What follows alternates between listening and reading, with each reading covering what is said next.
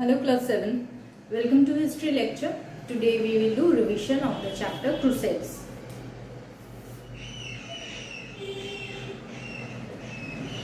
So we have already read this chapter Crusades and you know that the meaning of the word crusade is Holy Cross, and we also have seen that it continued for 200 years. It was a war, it was a holy war between the Christians and the Muslims which continued for 200 years. And we also know that the main cause, we have seen already that the main cause or the main factor for this crusade was to recovering of the Holy Land Palestine.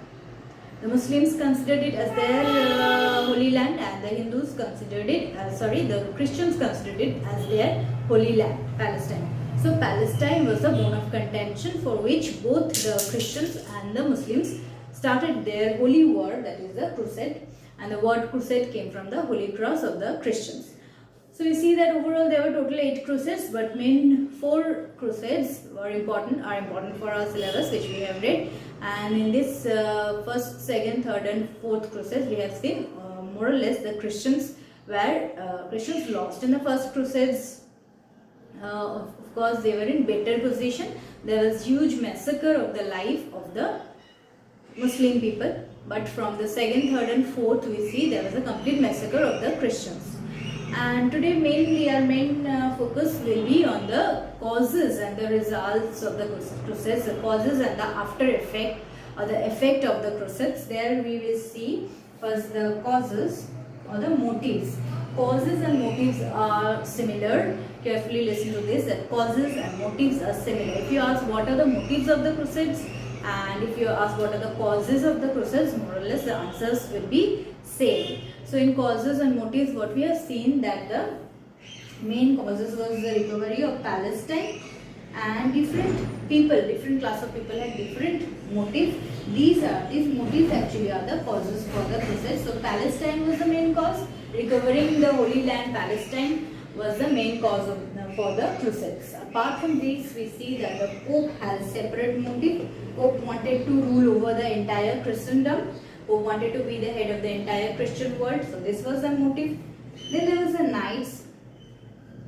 Knights wanted to gain more power. The nobles and knights, they wanted to gain more and more power, and they wanted to capture more land. So they joined the crusades. That was their motive, or this was their motive, which also was a cause for the crusades. Apart from these, we see the Muslim traders, the Arab traders. The traders wanted to gain supremacy in the Mediterranean trade, and this was their main motive behind the participation of crusades. So the different people we see have different motives for participating in the crusades. Also we see that the common Muslims and the Christians participated in the crusades because they wanted to gain salvation. They were told that if they take part in the crusade, then they can go to heaven. So the Christians also took part in the crusades. Sorry, this will not be Muslim traders, it will be the Venetian merchants, Venetian traders. Of course, the Muslim traders also took part, but that is from the side of the Muslims.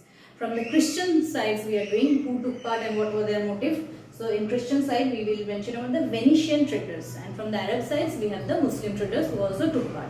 So Venetian traders took part to gain supremacy in trade and commerce in the Mediterranean trade. The Christians took part so that they can go to heaven, and we see that the common people, the slaves and the serfs, these people are also taking part so that they can become a free man, because it was said that in crusade those who will participate, they will be free. So slaves were participating in the crusades so that they can become free men. So these are basically the motives or the causes of the people, motives of different people for taking part in the crusades. Now we'll see the results or the effects. How crusades affected the socio-cultural and political relation. There we see it is the effects, socio-political cultural relation, that is similar to the results that we have done in class. So there we will see that different factors are there where the crusade had its effect.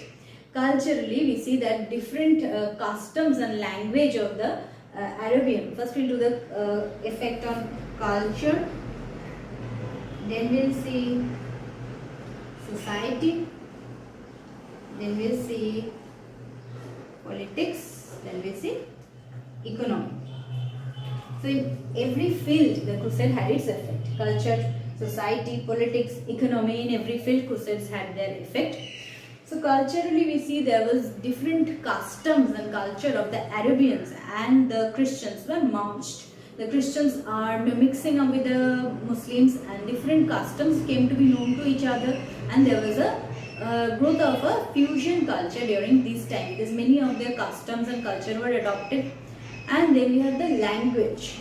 The language of the people were also adopted. The many Arabian words like the bazaar and this type of words were adopted by the Europeans. So there was a interchange of language and custom among the Christians and the Muslims. That was a cultural effect of the crusades.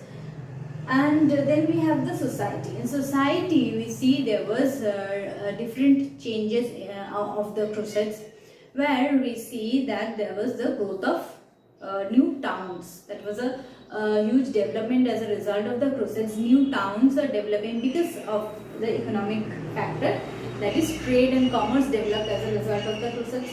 So here we see that language and custom is developing.